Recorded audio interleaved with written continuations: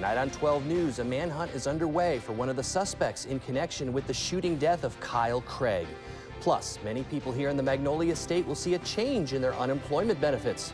We'll tell you more about the pandemic unemployment assistance ending. And Ole Miss and Mississippi State in action today, hoping to move one step closer to the College World Series. Noah Newman will have highlights of the wild game in Starkville. Welcome to 12 News at 6. I'm John Conway. Topping off your newscast tonight, a manhunt is underway for one of the suspects in connection with the shooting death of Kyle Craig. Sheriff Willie March says that Darius Irving complained that he was having trouble breathing. He was then taken to the hospital in Lexington, Mississippi, which is in Holmes County. He escaped this morning and they are now looking for him. If you have any information on Irving's whereabouts, please contact the Holmes County Sheriff's Department. The Magnolia State is ending unemployment benefits as of today. It's part of a move to put more people into the workforce after a perceived labor shortage. Governor Tate Reeves is among those supporting the move, which has gained opposition from some, especially families who relied on the additional assistance. And it's the Medgar Evers commemorative weekend. Dozens of people came to remember the life and legacy of the late civil rights activist. Evers was killed on this day in 1963 when he was shot in Jackson. Family members of his spoke about the need to continue the work of Medgar and his brother Charles Evers. Well, I tell you, it's not really just the young people that my father addressed, but it was the young people that he embraced, for everybody to understand that it takes not just a village, but a world. Civil rights activist James Meredith, city and county leaders were also there to pay their respects. And protesters from multiple organizations rallied outside of the Capitol asking the governor to call a special session. This comes after the Supreme Court overturned the Initiative 65 vote for medical marijuana in spite of 74% of Mississippians voting yes. Protesters also stated the changing of the flag was done unlawfully. They want to see more public involvement in the decision of which flag represents the state.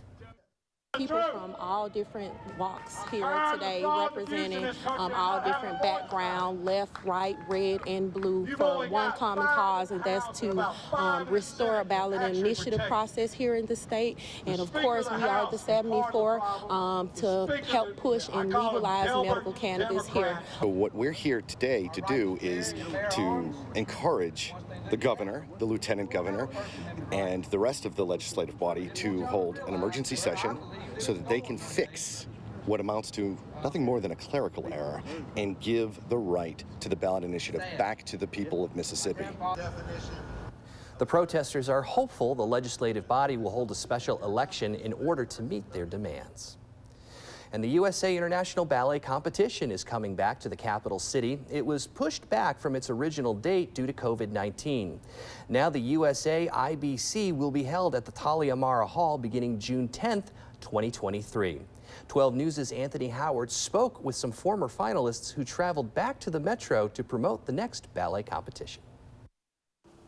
The dance world is heading back to Jackson, Mississippi in 2 years, but today it made a brief stop to highlight the beauty of the place. Hundreds of dancers from all around the world will once again grace the stage. Whenever I think about Jackson, I just think about the wonderful people I met here and the hospitality. Julia Rest is one of 6 competitive dancers chosen for a promo to spotlight the historic downtown Jackson. The commercial is going to be something that we've never done before, and so we're very excited about it, and we're using landmarks in our beautiful downtown.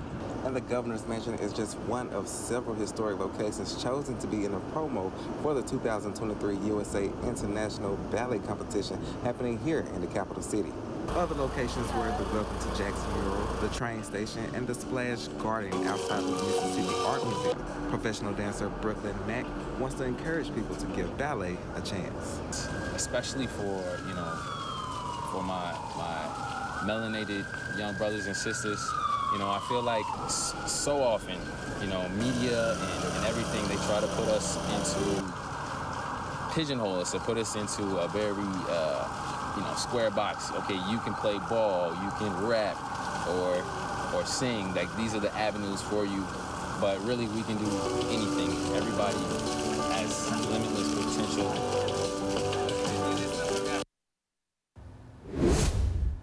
Well, if you hadn't noticed, summer is here and the weather is already starting to heat up. And people are more likely to spend more time outdoors. Dr. Timothy Quinn wants to remind us what we can do and be mindful of heat exposure. We do live in Mississippi, and it does get very hot, and we have to be very, very conscious of the fact that heat injuries can be very dangerous. You can even lose your life. If you are going to go outdoors and run, it's really a good idea to run in the earlier morning hours or the late afternoon, early evening hours, because this is when it's cooler. Also, always make sure that you are taking plenty of breaks and staying hydrated during the hottest parts of the day. The Mississippi Farmers Market hosted its annual summer kickoff. Local vendors were able to sell their products to customers and door prizes were awarded. Last year, the market was held outside because of the pandemic, but this year, the event is back indoors. Everyone is invited to take advantage of unique merchandise. We have some craft vendors as well, so people can find a variety of things here at the Mississippi Farmers Market. We also have, which is new to us, we just got it a couple months ago, the new Genuine Mississippi store. It's a retail store located inside the Farmers Market that sells products that are grown, raised, crafted, and made from right here in Mississippi. The Farmers Market will be open every Saturday from 8 to 1 and from 11 to 1 Monday through Friday. We've got your weather forecast coming up right after this break. Thank you for watching 12 News.